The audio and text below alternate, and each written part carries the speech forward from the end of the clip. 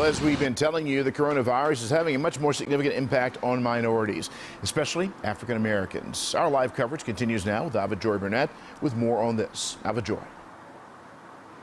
Well, Vic, when people hear about pre-existing conditions and the impact on coronavirus, they may think of diabetes or hypertension. But officials are also saying you should pay attention to where someone lives. Penna North in West Baltimore is bustling, people coming and going, dozens of communities streaming off buses.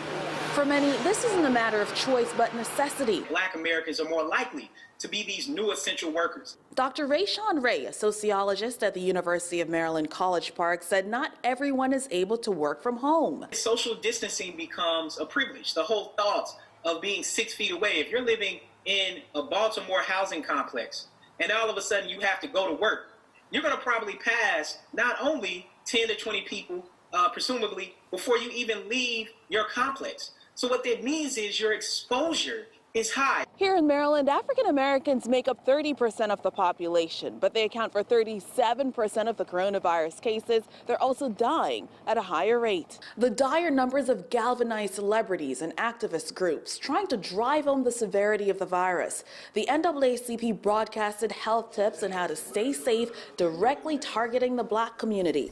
And the Baltimore Arabers took it a step further by handing out masks. It's very sad and lonely in there. Sandy Thomas lost both her mother and sister to the virus. They died just days apart in a Baltimore hospital. The CDC is still gathering stats on why COVID-19 is hitting the Black community especially hard, as so many families deal with unexpected tragedy. My mother and my sister are gone. They were doing everything they were told to do, and yet it still got them. We have seen testing sites and other medical resources pop up in predominantly African American communities, and Dr. Ray says that's a sign that leaders are listening and shifting resources to where people really need them. Live at 4, Joy Burnett for WJC.